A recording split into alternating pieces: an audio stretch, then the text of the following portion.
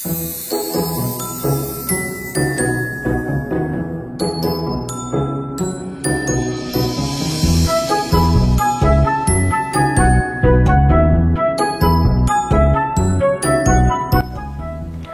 Moms, dalam rangka menyambut Hari Down Syndrome Sedunia yang diperingati setiap tanggal 21 Maret, kami Kotlife Indonesia memiliki berbagai rangkaian acara, dan kali ini kami mengunjungi PIK Potats Jawa Barat untuk berbincang dengan Ibu Entin dan juga putranya Salman. Alhamdulillah beliau dan putranya berkenan untuk memberikan cerita inspiratif tentang pengalaman beliau sebagai orang tua dan anak dengan Down Syndrome, serta pentingnya persiapan sejak dini. Ya Bu, Ibu Entin dan Salman, terima kasih banyak sudah bersedia meluangkan waktunya untuk berbagi kisah inspiratif bagi calon orang tua lainnya. Sebelumnya, boleh perkenalan sedikit Bu mengenai profil Ibu dan juga Salman serta keluarga Bu? Baik, Assalamualaikum warahmatullahi wabarakatuh. Kami juga mengucapkan terima kasih kepada Kotlife dan PIK Potats Jabar atas undangannya untuk berbincang. Ya. Mudah-mudahan perbincangan ini bermanfaat. Ya, amin. Perkenalkan, saya Entin Rohayati dan ayahnya Salman itu Asep Suhendi. Jadi Salman lahir dari pasangan saya Entin dan Asep ini memiliki saudara 3. Kakaknya itu perempuan, 3-tiganya, dan ini tuh bungsu laki-laki yang benar-benar diidamkan, diharapkan, ditunggu-tunggu gitu. Anak keempat ya Bu? Ya, anak keempat, dan cucu pertama laki-laki gitu. Jadi sangat cucu kesayangan. Cucu kesayangan. Kemudian lahir tanggal berapa Salman? Baru 26 Oktober 2002. Jadi Salman sekarang udah 23 tahun. Ya. Salman alhamdulillah sudah menamatkan SMA itu tahun 2020 ya. Jadi sekarang sudah keluar ke SMA, inginnya sih kuliah tapi jadi sekarang aktif aja dimaksimalkan di Potats, kemudian ada di rumah kegiatan mengaji.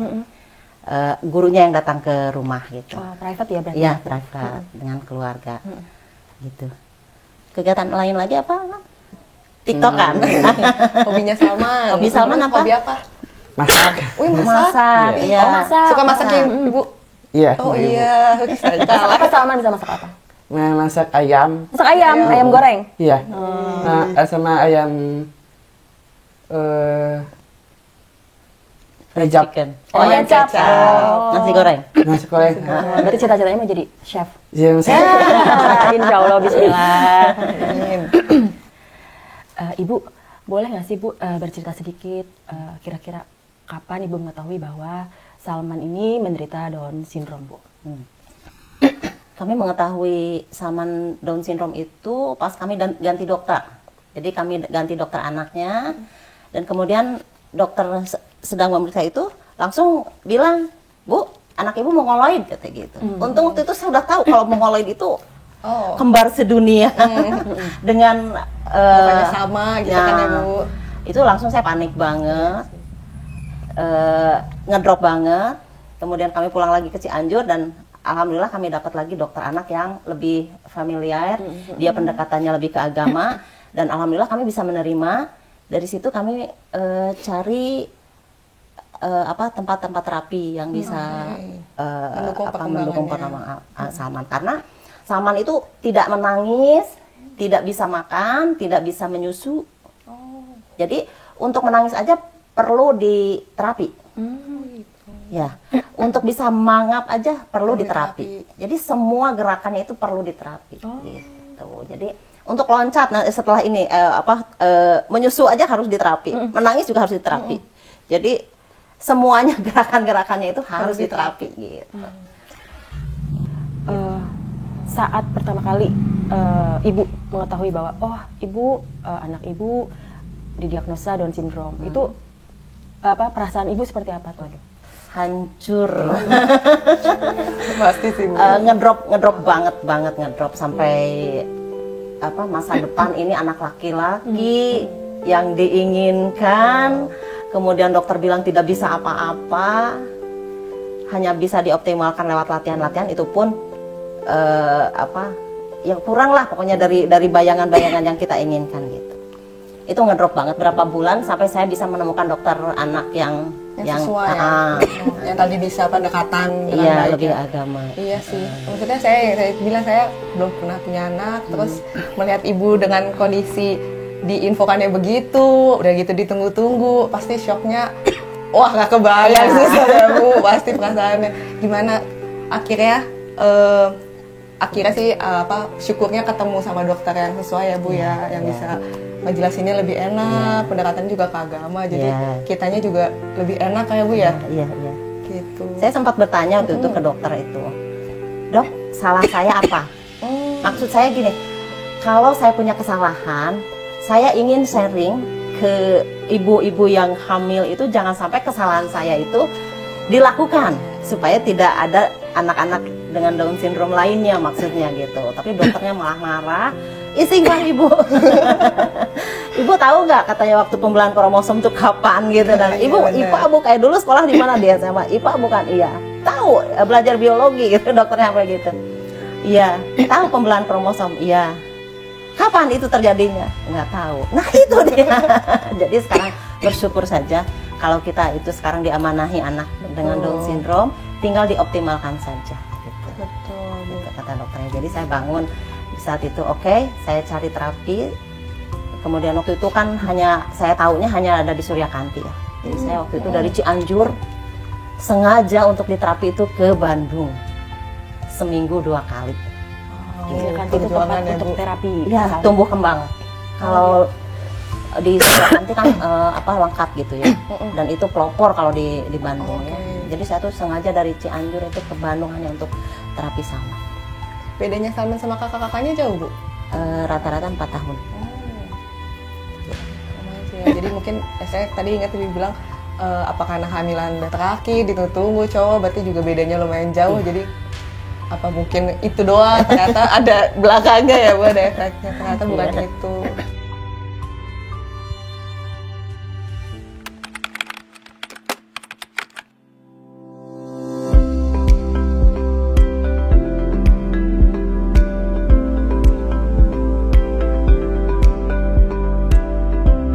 Ya, dari video tadi memang sangat terpukul bila dari orang tua mengetahui bahwa anaknya mongoloid atau Down syndrome, tapi sebenarnya sudah bisa terdeteksi dari awal untuk Down syndrome, yaitu dengan beberapa pemeriksaan, salah satunya yang utama dengan USG atau dengan tambahan pemeriksaan NIPT. NIPT itu biasanya diambil darah dari ibu.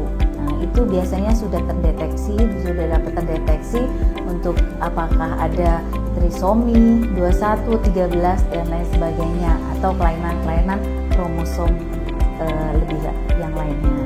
Ya. Jadi setiap pasangan atau setiap keluarga yang mendapatkan bayi yang dilahirkannya dengan kelainan apapun pasti akan kaget dan akan sangat bersedih. Ya, termasuk bila ibu-ibu itu melahirkan bayi dengan kelainan kromosom. Tetapi sebetulnya kelainan itu sudah bisa dideteksi sejak awal, terutama di trimester awal. Down syndrome itu kan termasuk kelainan kromosom trisomi 21, itu bisa diketahui sejak awal kehamilan.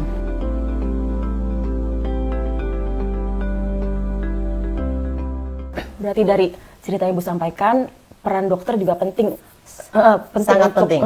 Untuk memberikan informasi, terus memberikan edukasi terkait memang anak yang menderita Down syndrome ini seperti apa, kita harus menjaganya, memberikan stimulasi gitu ya Bu ya. Maksudnya ini adalah anak karunia dari Allah, kita tuh harus jaga gitu, harus istilahnya karunia yang tidak boleh diabaikan seperti itu ya Bu atau ya. Disembunyikan karena malu gitu kan banyak teman-teman Salman di Cianjur juga ada yang selalu disembunyikan sama orang tuanya sampai tidak bersekolah, tidak apa, akhirnya bukan berkembang optimal kan anaknya malah semakin ini gitu. Jadi di open aja, kita siap menerima bahwa anak kita berkebutuhan khusus. kita diamanahi ini oleh Allah, berarti kita mampu gitu ya untuk bisa mengembangkan anak ini. Gitu. Kalau dari cerita ibu tadi kan ada temannya Salman yang tidak disekolahkan misalnya gitu. Tapi kalau misalnya dari Salman sendiri, bagaimana dengan lingkungan sekitar nih untuk Salman bersosialisasi? Apakah ada tindakan diskriminasi dari lingkungan sekitar atau sangat mendukung semuanya, support dan tahu Salman memang anak dengan berkebutuhan khusus gitu istilahnya ya Bu ya? Yang mendukung banyak, yang istilah kasarnya ngebully juga ada ya. Terus sering jadi jadi kesalahan tuh seolah-olah di Salman. Nah itu juga sering ada kisah gitu ya, yang berbuat orang lain yang disalahin Salman. Kemudian kami juga orang tuanya yang harus berjuang bagaimana meyakinkan setelah sekolah itu meyakinkan pihak sekolah, setelah pihak sekolah welcome, menerima, itu kami juga harus berjuang lagi meyakinkan orang tuanya, meyakinkan teman-temannya. Itu juga perjuangan bagi kami orang tua. Berarti memang Ibu mengedukasi orang-orang sekitar ya, Nah, bahwa itu. Salman ini seperti ini Ya. dan harus kita harus support gitu, jangan mendiskriminasi, bahwa semuanya sebenarnya sama gitu ya. Iya.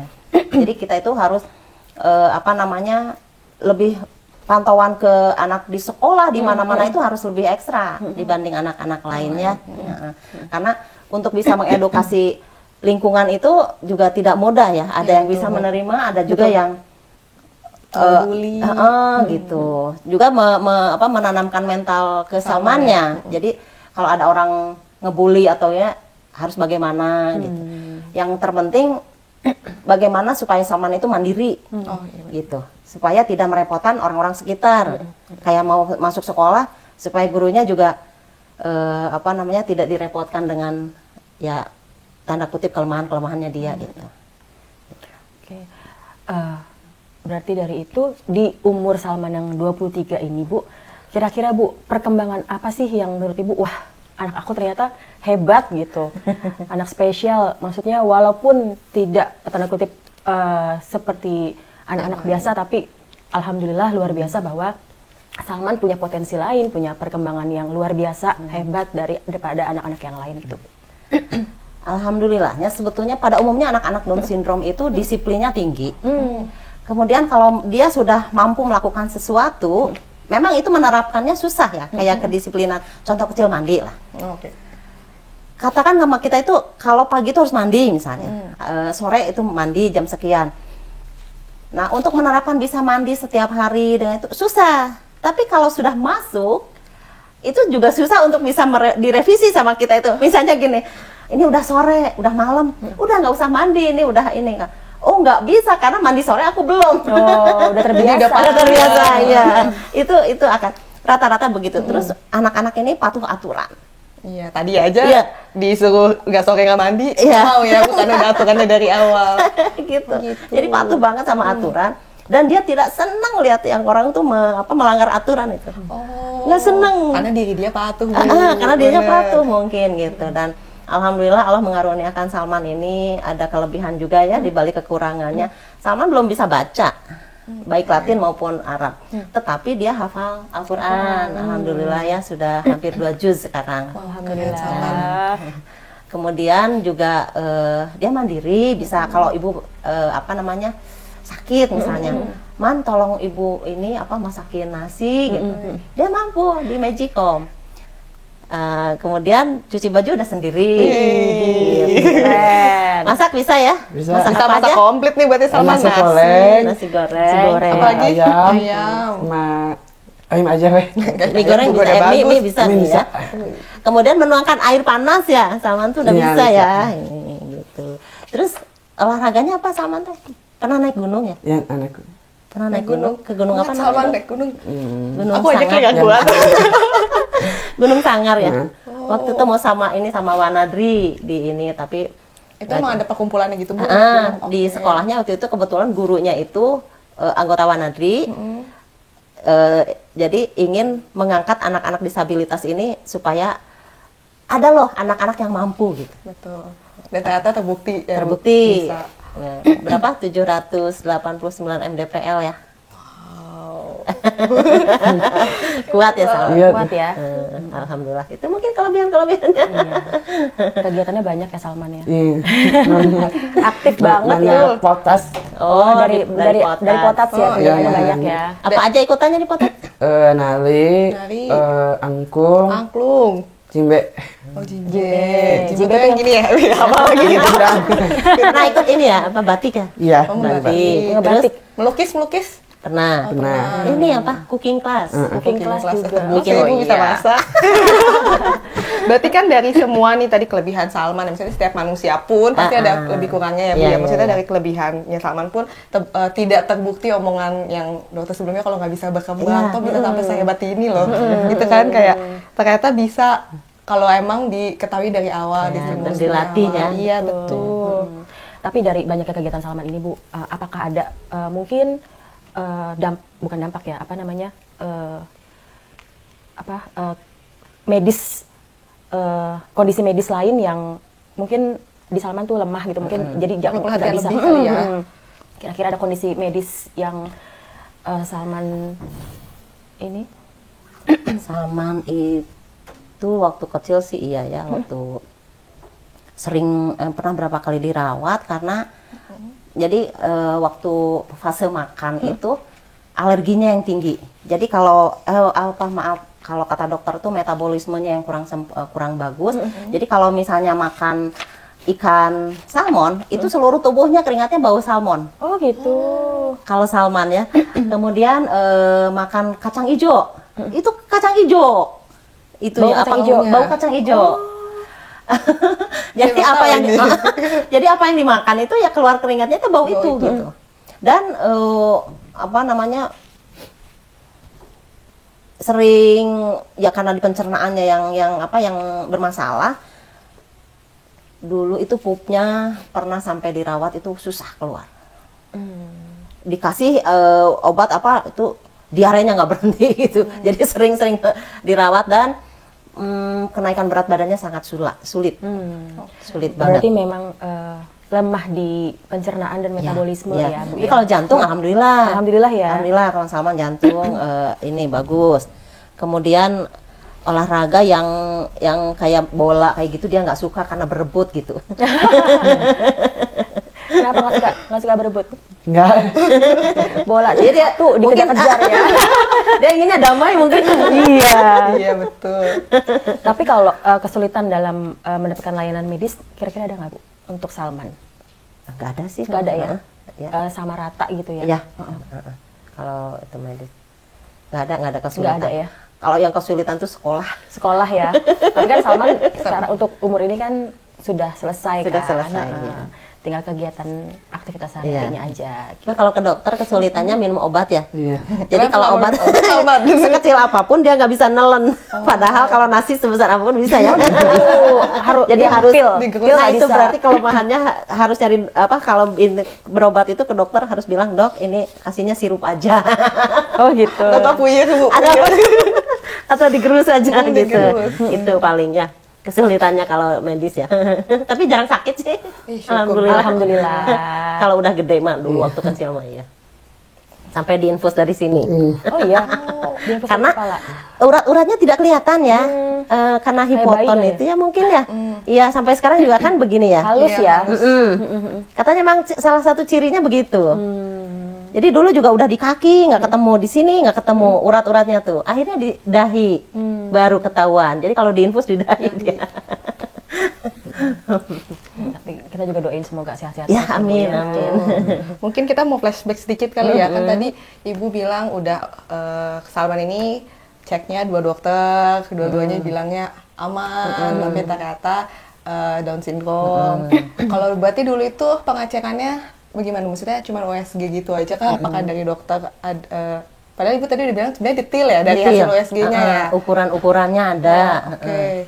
Mungkin kayaknya kalau mau flashback sedikit, pada tahun itu 23 tahun yang lalu mungkin teknologi juga belum semaju sekarang Ya, kali ya Bu iya, ya. iya. Dan kan kalau sekarang ini kan kita ada tes non invasive prenatal testing. Jadi di kehamilan umur 10 minggu di trimester pertama tuh bisa dicek apakah anak memiliki kelainan kromosom atau enggak. Ceknya kan juga gampang, maksudnya cuma ambil darah ibu, asumsinya darah anaknya kan sudah ada ya, dicampur sama ibu, diambil terus bisa dicek. Mungkin ini ada keterkaitannya nih Bu, ibu aja yang walaupun baru tahu, kita perjuangan ya Bu ya, semua orang tua perjuangan, pastikan perjuangan untuk supaya distimulus dari awal. Toh hasilnya nih terbukti nyata, apalagi kalau misalnya kita taunya lebih awal lagi, dari awal masa kehamilan kan mungkin shock-shocknya itu yang tadi awal-awal pas baru lahir bisa lebih tertangani lebih awal ya, bener Bu, diminimalisir. Dan karena katanya emang bisa kok anak Down syndrome itu ya udah berkembang sebanyak ini talentanya Bu ya, gitu ya. Jadi saya jadinya mikir, jadi sayang sekali kalau misalnya udah di sepanjang perkembangan teknologi sebesar ini nggak diketahui dari awal. Ibu aja yang udah diketahui baru lahir bisa sampai optimal ini ya. Saya juga bisa bilang optimal, apalagi kalau emang tahu dari awal ya Bu ya sebenarnya. Jadi itu penting banget ya itu tes itu ya. Betul sih Bu, maksudnya mempersiapkan untuk orang tuanya, untuk keluarganya, gimana supportnya. Kita juga bersyukur kan Salman, ya walaupun tadi Ibu juga bilang ada aja lah namanya orang ya Bu ya, tapi kan yang support juga banyak.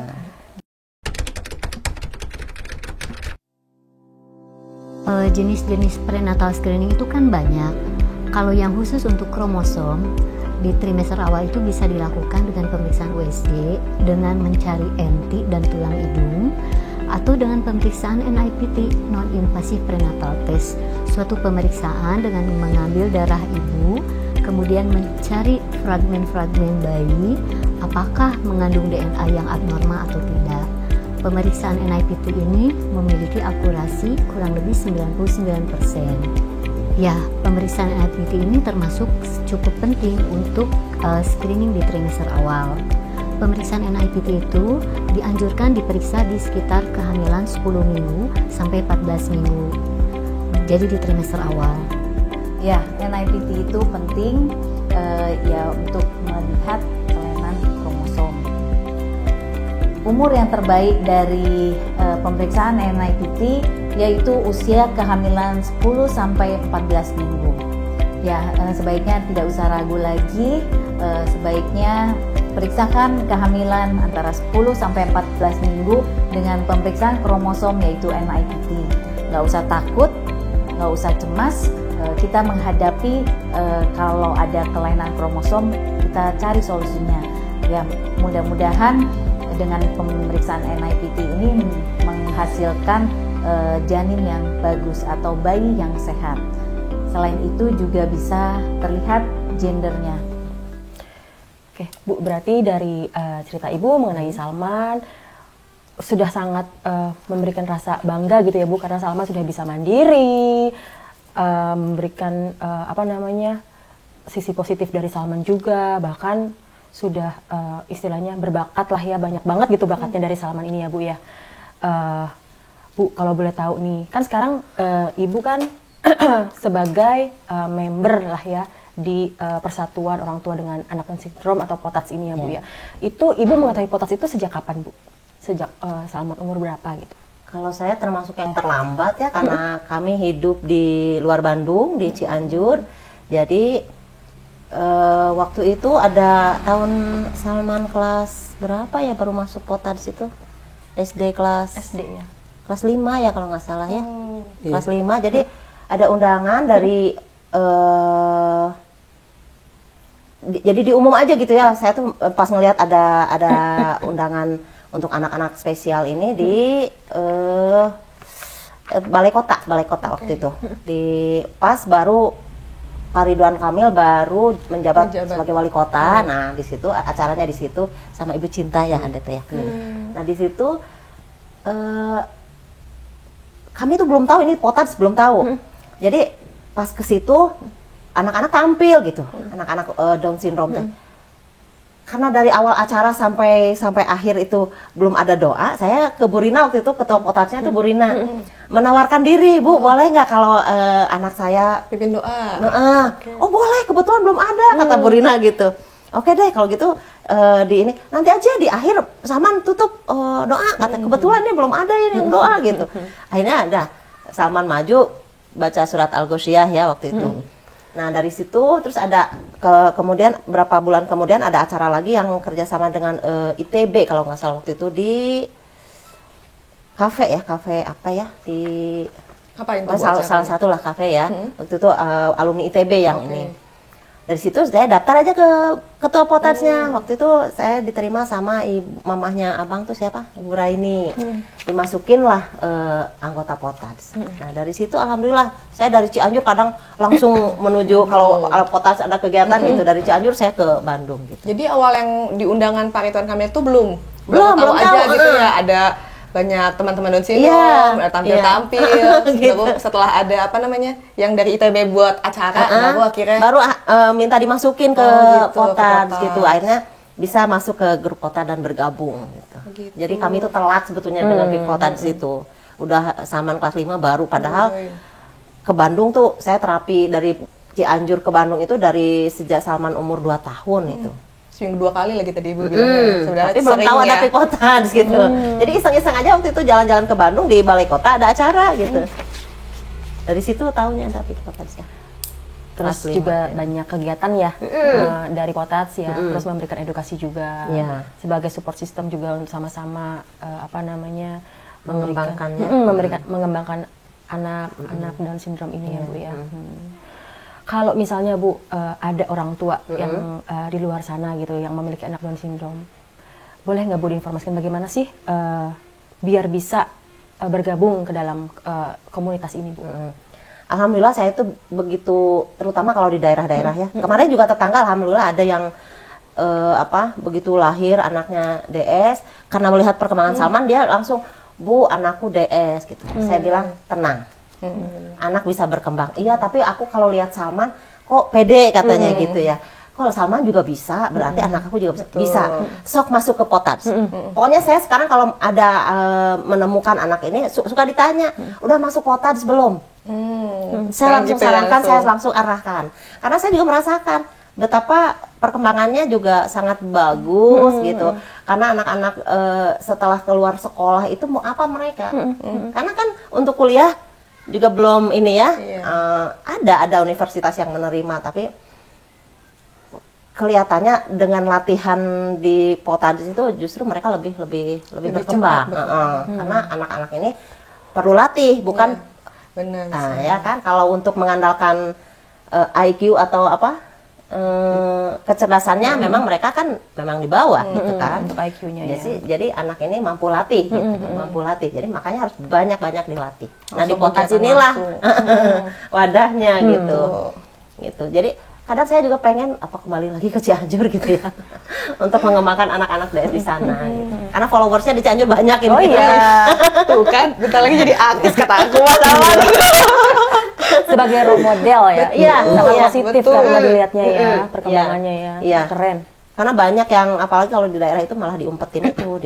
Karena belum tahu Bu ada yang support loh dan dukung kan kalau dengan tahu ada Pick Potads ya ada yang merasa sepenanggungan, tahu gimana caranya mengembangkannya, jadi nggak sendirian lah ya Bu ya.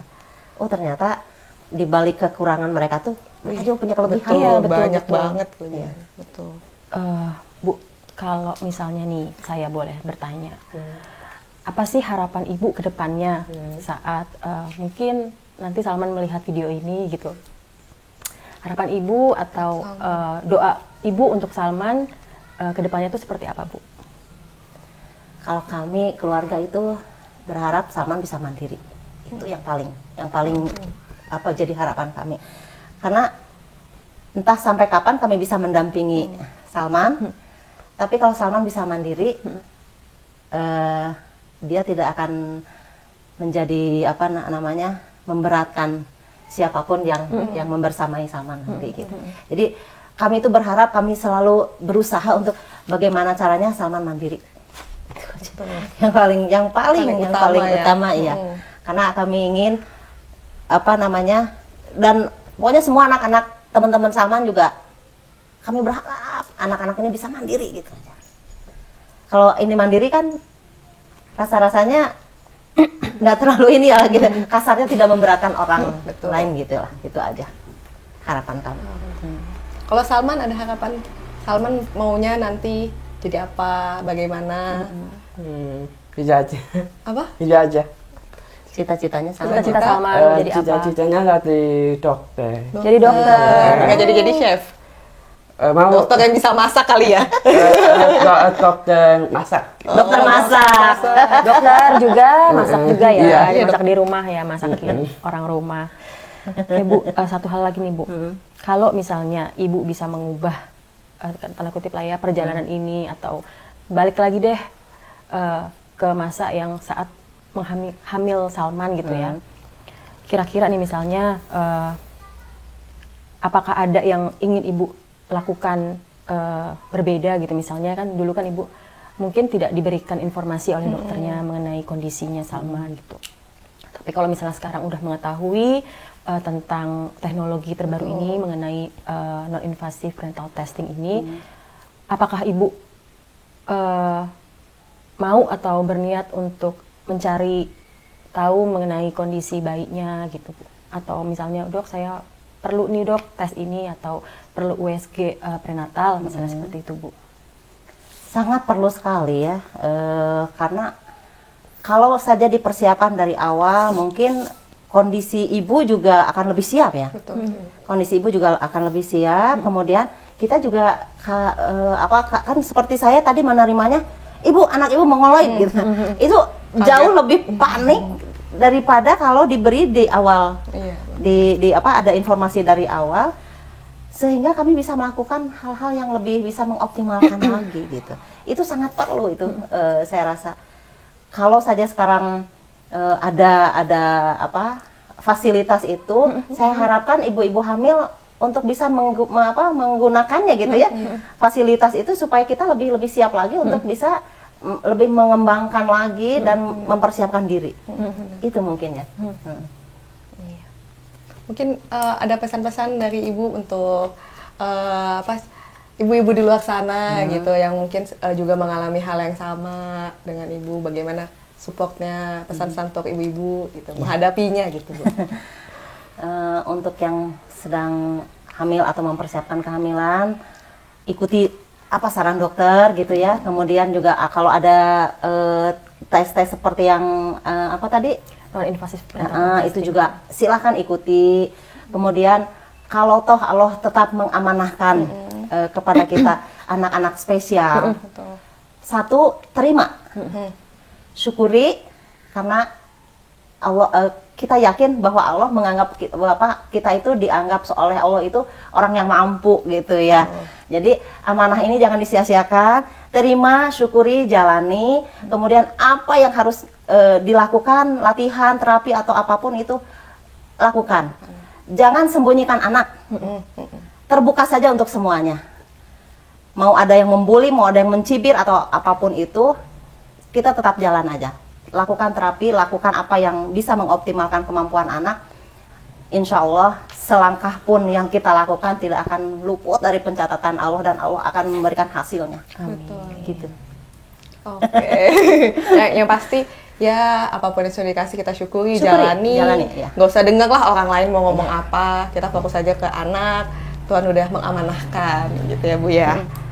Bahkan saya pernah dapat ini dari kiai terkenal di Bandung. Alhamdulillah kami dekat dengan beliau,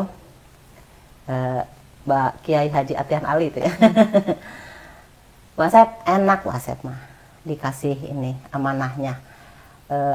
Kalau ibu bisa mengoptimalkan anak ini, ibu ridho katanya, optimalkan anak ini. Udah jelas nih malahan surga. Anak surga. Saya masih sirik Abu Azeb teh cenah. Saya mah tidak dipercaya. Gitu. Iya, mudah-mudahan amanah ini bisa kami pegang teguh dan bisa kami juga amanah untuk bisa membersamai Salman. Amin. Bu, terima kasih banyak ya Bu Entin dan Salman ya yang telah berbagi kisah inspiratifnya hari ini. Dari cerita Ibu, mungkin saya bisa simpulkan bahwa kita tuh belajar bahwa setiap anak itu istimewa. Ya, termasuk anak dengan Down syndrome. Dengan cinta, kesabaran, dan dukungan yang tepat, anak dengan Down syndrome bisa tumbuh menjadi pribadi yang mandiri dan berdaya. Gitu. penerimaan dan persiapan sejak dini sangat penting dalam mendukung perkembangan mereka juga ya Bu ya. Terus semoga kisah ini dapat menginspirasi dan memberikan semangat bagi para orang tua lainnya untuk mendampingi buah hati mereka ya Bu ya. Kunci utamanya sih kita tuh bisa menerima dengan hati yang lapang. Begitu kita menerima mereka sepenuhnya, semua tantangan akan merasa lebih ringan gitu kan. Dan kebahagiaan juga lebih mudah ditemukan dalam keluarga gitu ya Bu. Terus mungkin jangan pernah merasa sendiri gitu, karena ada komunitas dan orang-orang yang siap mendukung kita dan keluarga, apalagi terutama untuk anak Down syndrome gitu. Mungkin dengan bersama kita bisa saling menguatkan dan berbagi pengalaman untuk masa depan anak-anak yang lebih baik lagi gitu ya. Moms, persiapan sejak dini itu sangat penting, mulai dari USG prenatal bahkan dengan non-invasive prenatal testing bisa mempersiapkan apa yang bisa moms berikan untuk anak. Jika moms ingin tahu lebih banyak tentang dukungan untuk anak Down syndrome, jangan ragu untuk menghubungi Potats, bisa cek di Instagramnya @potats. Dan bagi para calon orang tua yang ingin mempersiapkan perlindungan kesehatan sejak dini, yuk pelajari lebih lanjut NIPT dengan CordLife. Bisa dicek di Instagram @CordLifeIndonesia. Terima kasih.